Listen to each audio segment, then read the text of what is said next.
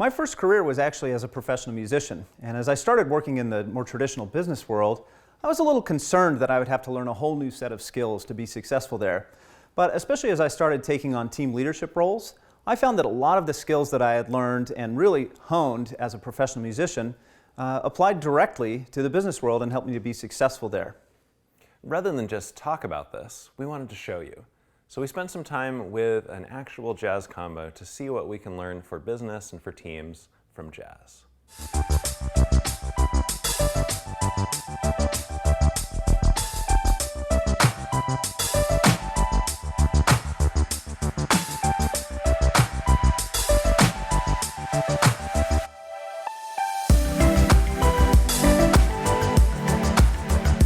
In this episode, we are here to experience a different kind of team, a jazz combo, to see what business teams can learn from jazz. And I'm here with four of my closest friends in a quintet that has never played together in this format before. So John and I just met before the gig, and I've played with some of the other guys in the band before, but this is the first time we've met. So how are you going to manage that? Yeah, I think we'll probably rely on a few important things. So we have some shared repertoire that any, I guess, gigging jazz musician needs to know. And also we have some shared culture that we rely on. So Andrew, if you were to just show up at a gig and not know the culture, that might not go over too well, right? Yeah, it'd be a problem. It'd be a problem. So we have things around like, as simple as what kind of a vibe you have when you walk onto a bandstand to like what order we're going to play in and how we're going to play melodies and kind of the form of the music, and it's all kind of shared patterns that we've learned. So without you even planning it out, I could call a standard and that's usually how the gig goes, is somebody calls a standard, we hope we all know it, and we start playing it. Let's try it. Okay? You don't know what love is, medium swing. Okay.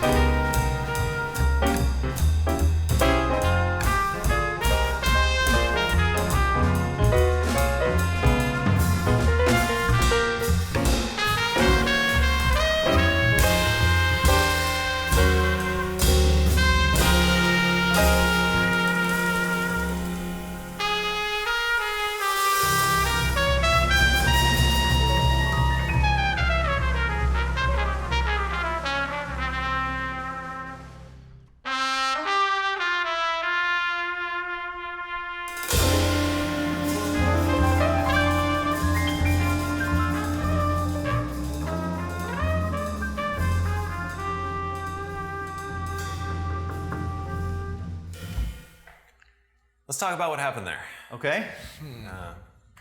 For most of our viewers who are not jazz musicians, we want to get into your heads a little bit. So as you're figuring out how to play this familiar tune with a new group of people in a new place, in a new way, what's going on in your head? How do you think about the decisions you're making as you do it? Or are you just playing the same thing you always play? I don't know. You're drawing from your experience, obviously. Even though we all know the tune, because we haven't worked together, I'm not sure where Peter might take it. We know the structure, but he might do something a little different with the melody, and because of what he's doing, I may respond to that a little bit differently. Mm-hmm. Was there an example of that in the last tune? Shoot, the whole tune's kind of the example. Right. And again, because we haven't, in this combo, played before together, or even in this room. Sometimes a room will have a different feel, and that will affect what you're doing. So, I'll tell you, the first thing I was thinking is, what key is this in again? And that's another thing is that, we know a lot of tunes, but sometimes there are options for what key to play it in. And then I was thinking, okay, I think it goes like this on the bridge. So I was doing like a quick, okay, I think I remember the tune. But then as soon as I heard John count it off, and nobody told John to count it off, John was like, I'm going to count it off now. Then I was like, okay, all that, got to let it go and just play now so that I can be present, be listening, and responding. Was anybody surprised by the key that Peter chose for the melody at the top? no. No, that's the standard. Okay. Yeah, that's the standard. That would have been interesting. If he'd started playing in a different key, Yeah. would I you? would have been cool. Sometimes we might play in the same key, but the bass player, he might suggest, or the piano, any kind of accompanist, he might suggest different harmony, even though with the same melody. Yeah. So that's another, we have to be open ears and adjust right on the spot, sometimes go that way. I think the feel was a unique call. So it took a minute for us to adapt. And typically that song is a ballad. So we needed to figure out how the harmonic rhythm was going to move for us and how the melody was going to lay over that. So that took a little bit of really careful listening. And the other thing is how we're going to carry the melody and how we're going to arrange it on the spot so that we can convey the most important aspects of the tune. And so a lot of times, like Peter and I, because we're horn players, our shared culture and history would indicate that we should probably play the melody first, or we should take that responsibility.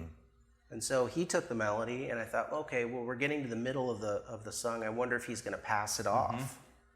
So those were some things that were going on in my awareness. Yeah. Yeah. Now, for a non-melody instrument, or mostly non-melody instrument, like the bass, how's that thought process different? Well, listened first for what the rhythm would be. He counted it off, but I need to know where things start, and I listen to the melody for that. And I put forth my thoughts on the matter, so to speak, by first playing, but then I need to listen very carefully to see what's going on and make it all work. We all have our roles, but basically what we want to do is to make it work. That's our thing. We're all helping each other out and listening to each other and trying to make it work, trying to make it go. There's nobody going, oh, I'm right, you guys are wrong. It's all about hearing what's going on and helping it be better. Have you ever played with a musician, Ted, That's what I was going to that say. actually was that way? I'm right and the Yes. rest of you are wrong? Sometimes it was me. What happens then? Well, you don't get as much satisfaction out of it as you would like to, and the bumping of heads just sounds bad. And the end goal is to have everything sound good and make the final product, which is the song, the tune, the performance, be something unified. And if you're busy fighting on stage, That's not unification, that's fighting. And it doesn't help. So a lot of times you have to let go of what you thought was supposed to be happening and go with what's going on. Like I said, make it all work. If I could say one other thing too, because of the performance aspect of what we do, it's a linear process. So there are no takebacks. So anything that we do in the moment, whether maybe a mistake, even in my mind, Peter does a great job of creating a tone within the group that's like, okay, embracing that and saying, all right, well, we can't say, well, let's pause, go back and forget about that idea and plug something else in. We don't have that opportunity. Yeah. So we as a group there's a safety net, a comfortableness with everybody that they're going to try to turn that into something good. Yeah, I had this instrument up originally, and then this valve stuck on one of the notes, and so it was all the wrong notes. And so I had to in the moment say, so now what should I do? So very quickly, it's like time slows down for a second when that happens, and I'm thinking, are there other notes, if I push this button down, are there other notes that would work here? And I'm really trying to, on the fly, fix it as quickly as I can, or sometimes that'll happen, and the note that comes out is kind of cool, and so these guys will pick up on it, and it'll take it in a different direction. So sometimes a mistake turns into something pretty cool and unexpected. Indeed, yes. A happy accident. That's right. Rest in peace, Bob Ross. But there certainly was a trust Yeah. that Trust, yeah. that could happen and it would turn into something. Right. We had a couple examples in there of things not going the way you expected and having to be in the moment, whether that's a stuck valve or just what someone else does. Let's see what happens when we intentionally introduce some of that into the music. Okay. Shall we? Yeah. So for the next tune, we're going to have you play a particular tune. Peter has one in mind, I think. Yeah, Summertime. Okay. Gershwin's Summertime. Great. And I'm going to change the style on you or give you some other sort of guidance, throw a little bit of free radicals in there and see what happens. So I've got a stack of cards here with some variations that I will hold up.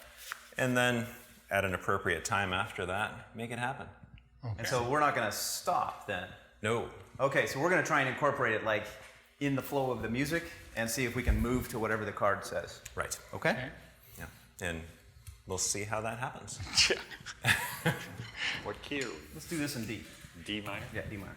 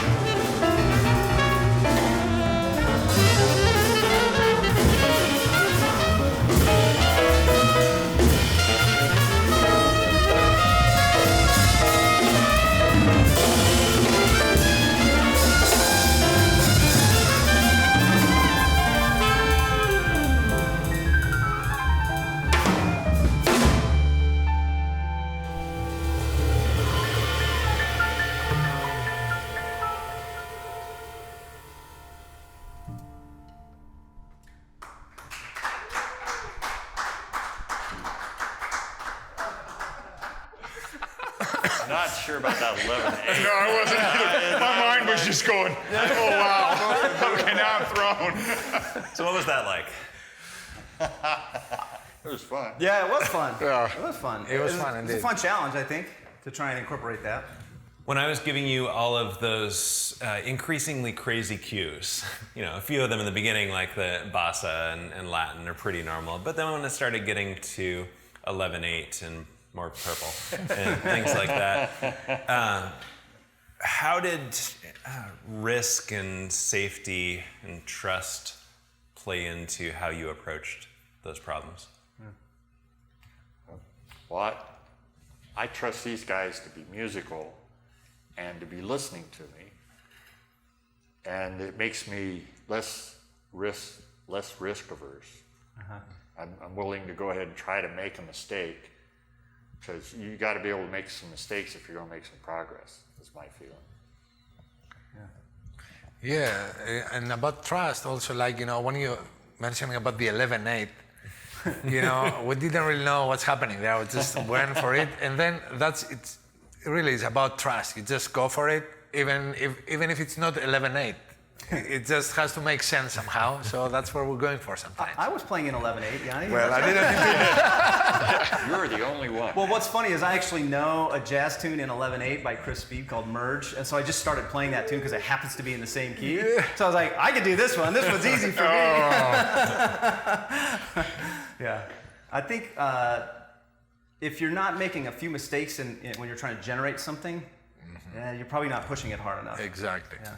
How does the context affect that? If you were just doing this in Peter's living room without a camera and lights and this going up on YouTube, how would it feel different? Or does it? I don't know that it would. I mean, obviously, because the red light's on, you know, we're trying to get the performance right the first take. We don't have that many, you know.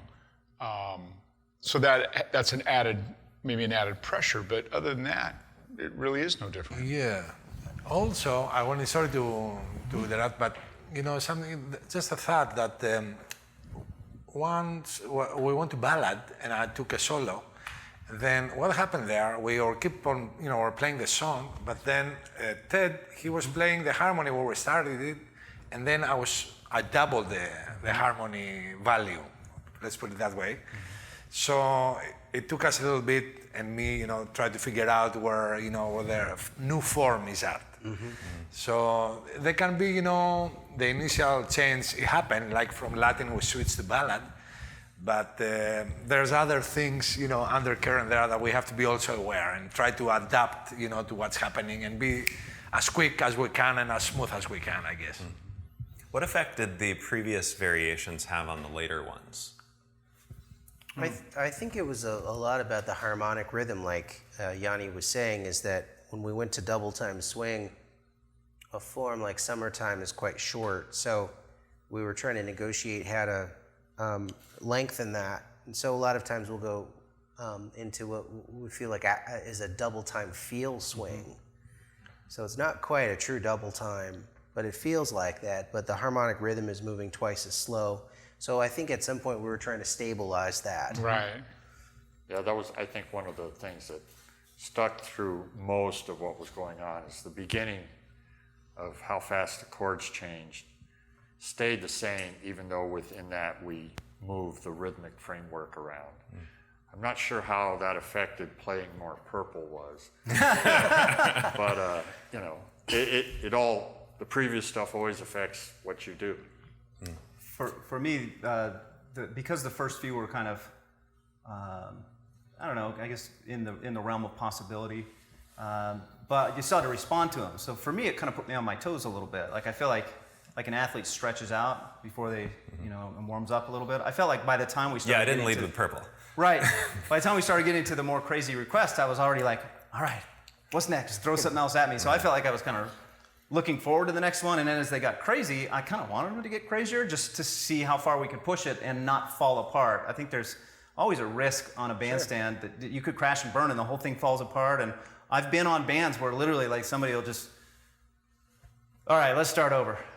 let's pick it up at letter C. And it's no fun, but it can do that. And if you're not pushing it to that, then to me it's like it loses some of its edge and it loses some of the fun for me. So I like to push it a little bit. Indeed. And also, I wanted to add to that, it came to the point like after Purple, on the abstract, it's for me, it felt like, all right, abstract, it's cool, I can do whatever. Yeah. Although it's not true, because I still play, around the group, and I have to, maintain a certain, personality, music-wise and everything. But it's good to trust again, and just go for it and stretch, as Peter said. These are very important, values to have on a jazz setting like that. I didn't give the variations to you on the same cadence. It wasn't like I waited for a chorus and then brought it up again. Some of them were close together, some of them were further apart and at odd times in the song. What effect did that have on how you handled the change? I noticed that sometimes somebody would do it right away. Like when we went to Afro-Latin, I heard Yanni right away start playing a montuno on the piano, that little don-ti-don-ta in the piano. But we didn't all exactly change at the same time, and so people picked it up. The cool thing is that happens even without prompting in a jazz scenario, is that somebody will say, hey, what would sound cool right here is this, and they'll start doing it, and then other people will either pick up on it, or we'll have fun with the fact that we're kind of playing in two styles simultaneously, and that creates some cool tension. So that felt pretty natural to me. It seemed like different people took the lead on different ones of the variations. I was really curious when I put those up if it would always be one of you. I could come up with scenarios where it would be a different one, or it would always be the same person that takes the lead on it, but different ones of you took the lead on the transitions. How did you negotiate that? Well, like for instance, when we did that Afro-Latin, I kind of went into an Afro-Cuban, right? Like a little more, but then we were kind of in two different fields, so I finally had to just gracefully back out, and then go with Yanni, because I felt, okay, that works. Ted was going with Yanni, so all right, let me not force my agenda. Let me adapt to what they're doing. Yeah, I as usual, I was caught between two guys. Yeah, you're in the middle. I was caught between two guys. I heard what he was doing. I heard what he was doing, but I was. Yeah, I don't even remember why I went with him instead. Just majority rules. Yeah. But and the time where we went to 3/4, I think felt like I led that one. Yeah, I had like no idea. I started going boom, boom, Yeah. boom, and you guys all heard that. Yeah, Negotiated that into 3. that was another situation where I felt like, again, summertime is such a short form. At that tempo of 3/4, let's elongate. We elongated that, so it was like a double. Well, a lot of times the understanding that after we got the rhythmic feel happening was when you guys played the melody, and that helped us solidify that aspect of it, the harmonic rhythm. With all this stuff that was going on. I feel like for me, Everybody had their role, right? Yeah, just personally, it was like, what do I think I can contribute, or I feel strongly like, oh, in this style, I feel like I have a thing that I can add, So Like that was funk. that sort of like drove my decisions about when I was going to take the lead, and maybe because if anyone feels like they have something really special to contribute, and that, like, everybody else can give way for that to happen in a group that's really listening. And We want to explore the role of constraints and structure in how you collaborate. So to do that, I've got a chart over here of Bye Bye Blackbird. And I'm going to ask you to play it exactly as written first. And then we'll have you play it as you would actually play it. This will be hard for us to do because we're so used to looking at a lead sheet like that and immediately starting to play it in the jazz tradition. So we'll do our best to play exactly what's written on the... Show us what the structure you're given sounds like, and then show us what you do with that structure. Okay. For real. 1, 2. Oh, 1, 2.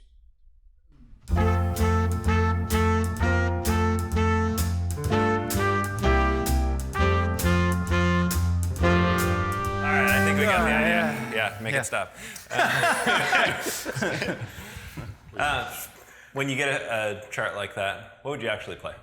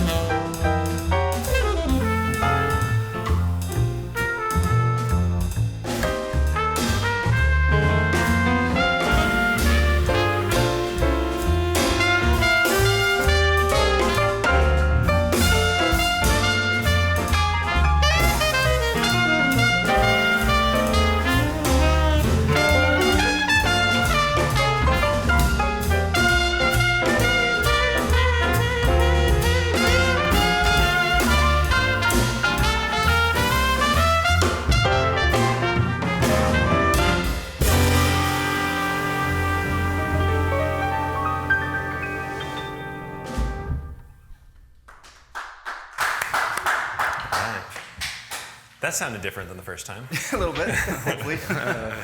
So what role did the structure play in how you approach that? Yeah, who wants to take that one?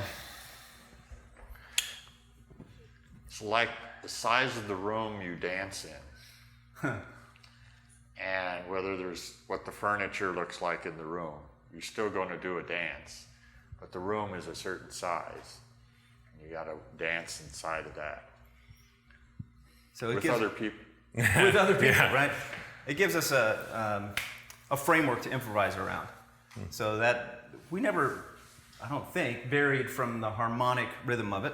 There are certain chords that last a certain number of measures in a certain tempo. And we stuck with that, and it just cycles. And then we're improvising around that and through it and with each other and listening. And sometimes we will break that constraint, but most of the time, no. Yeah. Okay. The other constraint, well, it was interesting. Peter set that up at the end because there's a lot of possibilities. We get to the end and everybody's looking. But we looked at Peter because he was playing the melody, and that was going to dictate what we do. He didn't tell us how to do it. He just, by what he played, he showed us what he wanted to happen, and then it was up to us to figure out which way that was going to happen. It seemed like it was a reference to some shared tradition too. Yes, some shared tradition.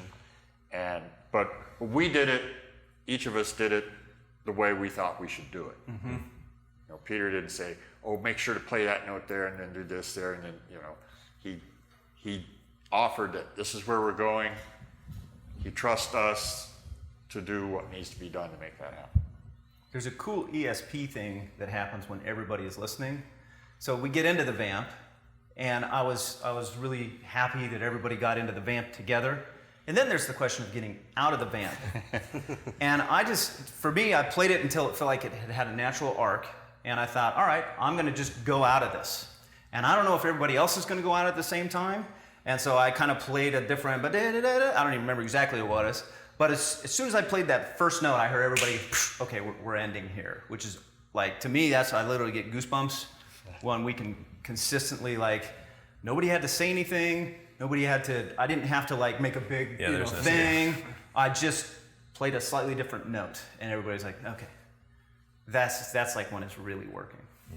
So listening to each other, really, you know, that's a very important, very, very important thing. Listening to each other, you know, and also the groove, like, you know, the drums and bass, you know, this is like the base, you know, of the whole song. Because if that collapses, it's gone. So it's probably the most important, you know, melody, of course, but melody without the rhythm and everything, you know, still it can be pretty and everything, but with this setting, probably the most important is the rhythm. So we all have to pay attention. That gives me an interesting idea. What if we take a song with a simple structure but put the drums on the melody? Okay, Mike? C-Jam Blues? C-Jam Blues, you get to play the head. Drums play the head. And see where it goes from there. Yeah.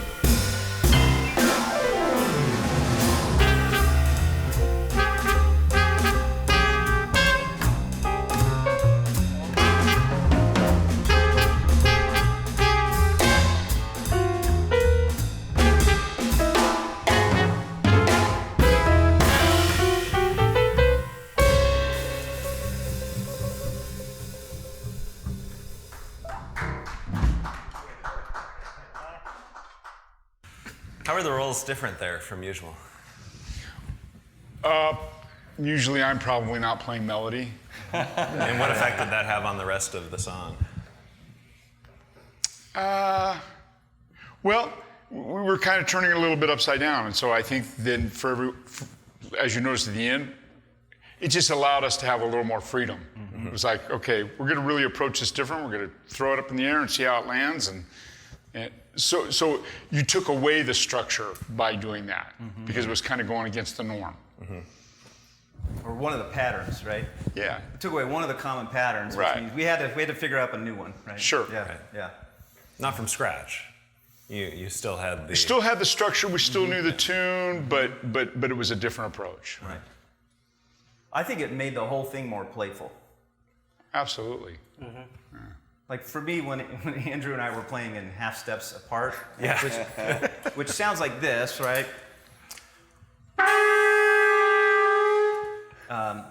That was intentionally playful. It wasn't like one of us screwed up and was like, "Ooh, whoops, I'm in the wrong key." The key's in the name of the song. The key for this one is in the name of the song.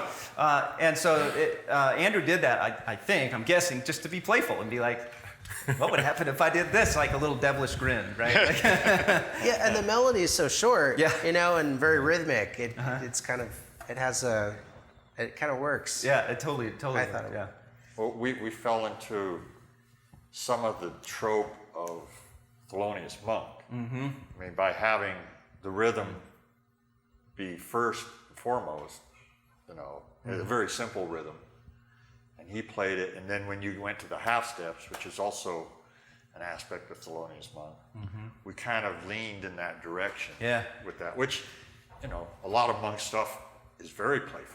Yeah, and simple. And simple. Often very simple too. Yeah, it's interesting because I wasn't thinking about Monk when we were playing, but as soon as you said that, I was like, oh yeah, that's the vibe. what we did. That was the vibe that we had, right? Which is again part of kind of the shared vocabulary. We've all studied the same masters of this art, right? And that's how come we can come together. And when somebody plays something that sounds like Monk, then we know, oh yeah, that would be cool. Let's go in that direction. So that knowledge wasn't just tacit to the audience. That was tacit to you. Yeah. It was like you I didn't wasn't know you knew that in that consciously- moment consciously, but you were using it. Yeah. That was a lot of fun to watch and listen to that jazz group collaborate. But we want to make some more explicit connections back to how this applies to teams in a business context. Yeah, when we talk about these types of things, I'm always a little concerned that people will say, well, okay, I can see why a jazz combo would need to be really present and engaged and listening all the time and responding in the moment. But that's not the type of work I do. I'm not trying to make live jazz in the moment. I'm not improvising right now. So I'm curious, some of your takeaways from that. I think there's something to the time scale and immediacy of jazz. Yeah. That you're playing the song.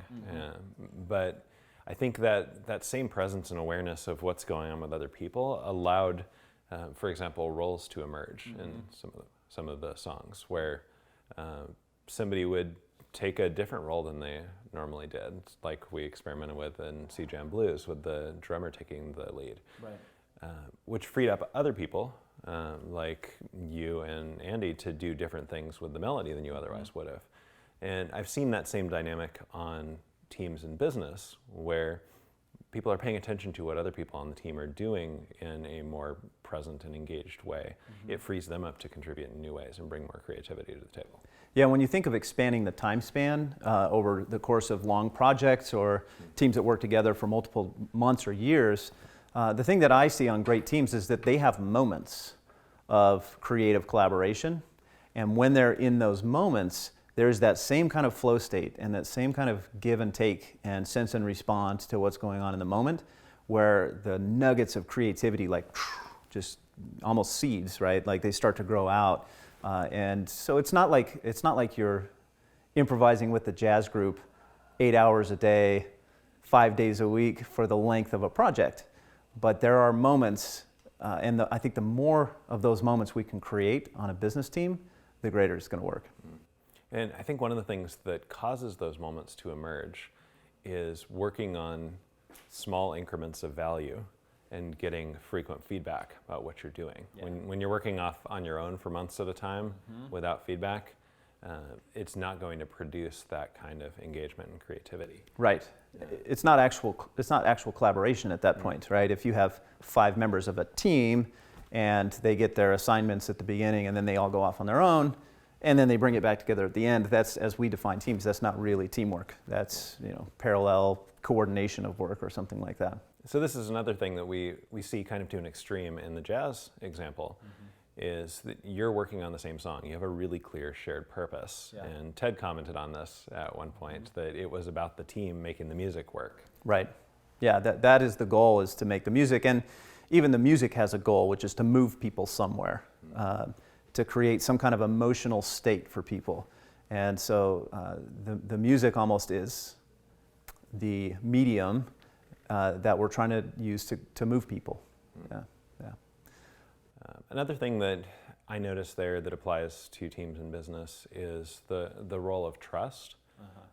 That as the members of the band trusted each other based on some shared tradition and probably some transferred trust of somebody vouched for somebody else in the band. So even though you hadn't played together, you were beginning with a little bit of trust, like a new team with good reputations. Yeah.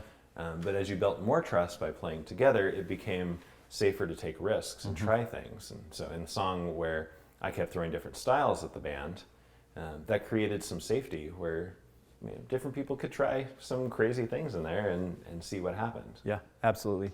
And there was also that moment I talked a little bit during the session about it felt like we had ESP, and that doesn't happen without trust. If I had done that at the very beginning on the very first song, I don't know if we would have built up yet the kind of shared presence to do that well. But pretty early on in that set when we were playing together, I realized these guys are listening and they're going to respond to whatever I do. And that's a pretty cool moment in a jazz group. That's also a pretty cool moment on a team. When you can throw an idea out there and maybe you're a little nervous because it sounds a little bit harebrained, but maybe it just might work. When you feel comfortable actually throwing that idea out there and you know that you'll be listened to and that people will respond and take the idea and work with the idea rather than judging me as a person for being the one to bring it into the room, that also is just very, I think, right in parallel with the benefits we get in jazz. Do you think that the crazy thing we did on Summertime accelerated the building of trust in the band? Yeah, it forced us to respond to change rapidly. And they're kind of like little mini iterations of how far can we push them and can we push them outside of that envelope of trust. But it's kind of like we talk about anti-fragile sometimes, right? This concept that from Nassim Taleb, from his book, that there are fragile things that break under stress and change. There are robust things that resist the change. There are resilient things which flex to the change but then return. And then there are anti-fragile things that actually get better in the presence of those changes. To me, it felt like we were becoming an anti-fragile group in that each of these crazy, especially as they got crazy curveballs, helped us improve our level of collaboration, heightened how much we had to listen. And so I felt like that was an example of a real anti-fragile response to some pretty crazy requests. Thank you very much. And I think you can build that on a business team by working on very small, valuable things, working in very short cycles. For example, daily cycles for even a couple of weeks in the formation of a team. Instead of going off and doing your own thing for weeks, let's plan every day for a short time. What can we accomplish today? And review it and do it the next day, and sort of daily sprints in the Scrum sense. Yeah, it's one of the patterns that you and I like to use with new teams pretty regularly. And we don't stay there, right? Just like we wouldn't have. You wouldn't do a whole concert of exactly changing the style every 16 bars. But it's a good way to really exercise those muscles right at the beginning. And the team learns a tremendous amount about how well they can work together, what is going to prevent them from collaborating on a day-to-day basis, so they can start to address those things right away. Finally, let's talk about the role of structure and enabling constraints. How did that show up in the jazz, and how does that translate to business? Yeah, I think there was an interesting moment where Yanni was saying that when he saw some of those requests, if you will, his response was, this is kind of tying me down. And it was, I didn't say anything at the moment, but what I was thinking when Yanni said that was, we could respond to that request however we want to. It's not like if it says 11/8, we have to play 11/8. What would happen if we ignored it? And so I think it is interesting to push this idea of we're always at choice, right? Chris Avery's responsibility process is has been a great tool for me to think about that no matter what's going on, I can be responsible for the choice I'm making in this moment. I don't have to feel like I'm obligated to do what somebody requests. I can take that request and morph it into something that I think is going to be valuable. So that was one of the things that I noticed when we talked about those, is that sometimes a crazy request is just a crazy request, but the way that our brains work is we might morph that into something really cool and respond in a way that maybe wasn't intended in the mind of the requester, but that gets us a really cool outcome that was better than any of us could have thought of. I think that revealed a divergence in purpose too, where with all the other songs, your shared purpose was, let's make the song work and do something good. In that case, I introduced a separate purpose, which is satisfy the request on the card. Play something that is really clearly in that style, even at the expense of summertime. And I think different people in the band balance those conflicting goals differently, and you became somewhat misaligned there. And that would have, I think, been something you would want to reveal on a long-running business team or even a long-running band and negotiate that. And I see that happen on teams all the time, where there is a clear upfront, we've got a goal for a team, we've got a team mission or a vision statement that we're really aligned on. And as the team starts working on things, different stakeholders, they want some stuff. And it may or may not be aligned with that goal. And the way that we respond in that moment, I think, is pretty critical. We can respond to say, well, let's see, is there a way that we could morph that request in a way that is aligned with the overarching purpose? And that's really where I was trying to go with the requests. Or we might just say, well, it's not our purpose, but so-and-so said we need to do it, so we need to do it. You're going to get a very different outcome depending on how you frame that in your mind, frame that request. We saw that actually get negotiated in the song around country, where the first version of country was a country swing, which sounded like swing. And then John didn't feel like he was achieving the country goal sufficiently and introduced that like two sort of feel. That two beat. And I got to say, like, that was, I think, one of my favorite moments in that, in that song was when we went there, because all of a sudden, I found, I don't even remember what I played, but I found some melodic phrase that worked really well with it, and it wasn't summertime. But it sort of reminded one of summertime.